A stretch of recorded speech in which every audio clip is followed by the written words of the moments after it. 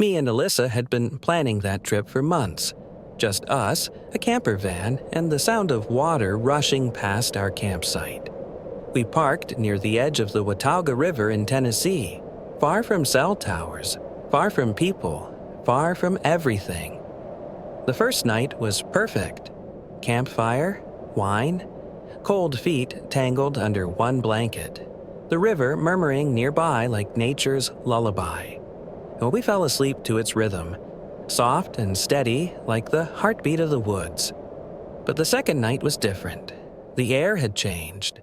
The breeze was sticky, heavy, like the trees were sweating. Clouds rolled in around midnight, and the river sounded louder. Not like it was rising, just angry. Alyssa was out cold. I was lying there, scrolling through photos on my phone when I heard it. Splash! Like something heavy dropping into the water. I froze. Then another splash. Closer. Then silence. I whispered, "Did you hear that?" But she didn't even stir. I pushed the curtain aside just a crack. The moonlight shimmered on the water. No movement. No animals. Just the current. I was about to lay back down when I heard a soft squelch, wet footsteps. Someone or something walking through the mud outside the van. I held my breath. Then a knock, not loud, just 3 deliberate taps on the back door. I waited. Nothing. Then a voice. Low, calm, male.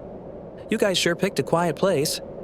My heart stopped. I didn't even breathe.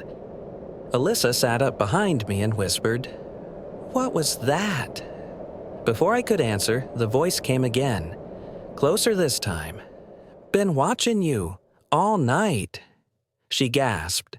I grabbed the hatchet from under the seat, crawled toward the door and shouted, "We're armed! Back off!" Silence. Then soft laughter. Right outside. He wasn't scared. He wasn't rushing off. He was enjoying it. We stayed huddled together until the sun started bleeding through the curtains. I didn't sleep. Neither did she. At sunrise, I stepped outside. Nothing. No tracks. No tents. Just damp earth and birdsong. But something was off. The chairs we'd left outside? Moved. The coffee pot? Gone. Then I saw it. Carved into the side of the van, near the handle. I just wanted to see if you'd open the door. We packed up in 5 minutes flat. As I backed out, Alyssa pointed at something in the river. It was a pile of rocks, balanced perfectly on top of each other. Maybe 5 feet tall. It hadn't been there the day before. We drove straight to a motel 2 towns over. The clerk asked if we'd been near Watauga. I nodded. "Why?" He hesitated, then said, "Couple went missing there last summer. They wrote that you found their van, door wide open, chairs in the river. Never found them. That night in the motel we didn't speak, just lay there listening to the faucet drip. And somewhere in that rhythm, I swear I heard it again. Splash, squelch, tap, tap, tap." I swear the wind was whispering my name that night. I'd just left my cousin's wedding in Spokane, heading back home through eastern Washington. It was late, past midnight, and for some reason I didn't take the interstate. I thought, why not take the scenic route? Dumb idea. I turned onto this narrow, winding road cutting through Pine Hollow Forest. The kind of place that doesn't show up on tourist maps. My GPS was glitching, freezing, spinning. But the sign said it'd connect back to the main highway in 20 miles, so I kept going. Then the wind picked up.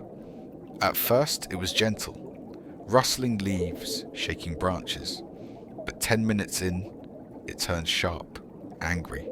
It howled through the trees like it had lungs. The branches above scratched each other like claws. My van's windows trembled with every gust. The deeper I drove, the less human everything felt. That's when the headlights flickered. Once. Twice. Then total black. I slammed the brakes. My hands were shaking. I sat there, swallowed by the dark, listening to the wind scream through the trees. Then, I swear, I heard my name in it. Ryan! I flipped the switch. Nothing. Hit the dash. Still nothing. I whispered, "Come on, don't do this." Suddenly, the lights snapped back on, and everything was wrong.